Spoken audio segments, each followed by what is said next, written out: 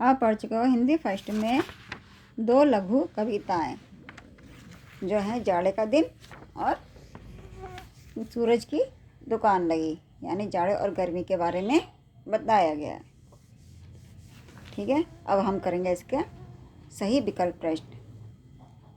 पहला है, किस मौसम को कवि ने बंद खिड़कियों और किवाड़ों का दिन कहा है? किसे कहा है? जाड़े को। तो आपको इस पर सही का निशान लगाना है। अगला है, किसके रूप का जवाब नहीं? किसमें? जाड़े, तो जाड़े पे लगाना है। अगला है, जाड़े के दिन खिलने वाले किस फूल का वर्णन है? इसमें सूरजमुखी। फिर अगला है, किस मौसम में स्कूल बाहर लगने लगते हैं? तो जाड़े में बाहर लगते हैं, यानी धूप में। कवि को गर्मी के दिनों में किसकी मुस्कान सच्ची लगती है? किसकी लगती है? सुरहाई की। फिर आगे है, कवि ने किसे द्रौपदी की साड़ी बताया है? तो बताया गर्मी की धूप को। फिर अगला है, कवि ने माँ की लोरी किसे कहा है? किसे कहा है? हवादार पेड़ों के साए को। तो आपको उस पर टिक करना है। अब है मौखिक प्रश्न, जो ये आपको प्रश्नोत्तर मौखिक और लिखित दोनों कॉपी में करने हैं। पहला प्रश्न है, इन कविताओं में किन 2 ऋतुओं का वर्णन है? किन 2 ऋतुओं का वर्णन है? जाड़े का और गर्मी का, यानी शीत और ग्रीष्म ऋतु का। और अगला प्रश्न है, जाड़े में तुम कैसे कपड़े पहनते हो? तो उत्तर है गर्म कपड़े। अगला प्रश्न है, जाड़े में तुम क्या खाना पीना पसंद करते हो? तो उत्तर है गरम चाय या कॉफ़ी तथा गरम गरम समोसे पकौड़े आदि। अगला प्रश्न है, गर्मी में सबसे अच्छा क्या लगता है? तो उत्तर है गर्मी में हवादार पेड़ों की छाया सबसे अच्छी लगती है। फिर अगला प्रश्न है, तुम्हें कौन सी ऋतु सबसे अच्छी लगती है और क्यों? तो इसे आप स्वयं करें, क्योंकि किसी को जाड़ा अच्छा लगता है तो किसी को गर्मी। इसके लिए आपको जौन सी भी ऋतु अच्छी लगती है, जाड़ा या गर्मी, उसके बारे में लिखिए और क्यों अच्छी लगती है यह भी आप बताइए। अब है लिखित प्रश्न। प्रश्न है, बंद बंद खिड़कियों किवाड़ों के दिन तथा दरवाजे के मारे हर घर ने दोनों पंक्तियों के अर्थ में समानता है, किंतु मौसम में अंतर है, समझाओ कैसे? तो उत्तर है, बंद बंद खिड़कियों किवाड़ों के दिन का अर्थ जाड़े के दिनों से है। इस मौसम में लोग घरों की खिड़कियां और दरवाजे ठंड से बचने के लिए बंद कर देते हैं। और दूसरी पंक्ति का अर्थ है, दरवाजे मारे हर घर ने का अर्थ है गर्मी के दिनों से है। लू से बचने के लिए लोग घरों के दरवाजे बंद करते हैं। अब दूसरा प्रश्न है, आशय स्पष्ट करो। कमरों के बाहर स्कूल लगे। तो इसका अर्थ है सर्दियों में धूप के लिए विद्यार्थियों को कमरों से बाहर बैठाया जाता है। फिर है, अर्थ स्पष्ट करो। द्रौपदी की साड़ी थी, उस कपड़े का थान लगी।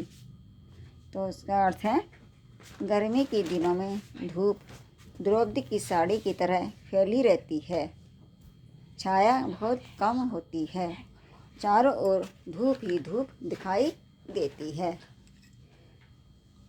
फिर अगला प्रश्न है, सूरज की दुकान लगी। लघु कविता में कवि ने सुरहाई के ओठों की मुस्कान को सच्चा क्यों कहा है? तो प्रश्न है, कवि ने सुरहाई के ओठों की मुस्कान को सच्चा इसलिए कहा है क्योंकि गर्मी के दिनों में सुरहाई का ठंडा पानी ही हमारी प्यास बुझाता है और गर्मी से राहत देता है। फिर अगला प्रश्न है, जाड़े के दिन लघु कविता में कवि ने जाड़े का रूप वर्णन बर्फ के बदन चेहरा धूप का कहकर क्या, स्पष्ट करो। तो इसका उत्तर है, जाड़े के दिनों में चारों ओर कोहरा छाया रहता है, धूप बहुत कम निकलती है, इसलिए कवि ने जाड़े का रूप वर्णन बर्फ का बदन चेहरा धूप का कहा है। फिर अगला प्रश्न है, गर्मियों को कवि ने अनचाहा मेहमान क्यों कहा है। गर्मियों में गर्मी असहनीय हो जाती है, सारा जनजीवन ठप पड़ जाता है, गर्मी का मौसम किसी को अच्छा नहीं लगता, इसलिए कवि ने इसे अनचाहा मेहमान कहा है। तो यार इसमें वही लगा दे यार। फिर है अगला प्रश्न है, इन कविताओं के आधार पर सर्दी और गर्मी में 5 अंतर लिखो। तो क्या अंतर है। सर्दी के मौसम में ठंड अधिक लगती है और गर्मी के मौसम में गर्मी अधिक लगती है। फिर अब दूसरा अंतर है, सर्दी में हम गर्म कपड़े पहनते हैं जबकि गर्मियों में ठंडे सूती कपड़े पहनते हैं। फिर अगला है अंतर, सर्दी में चारों ओर कोहरा छाया रहता है और गर्मी में लू चलती है।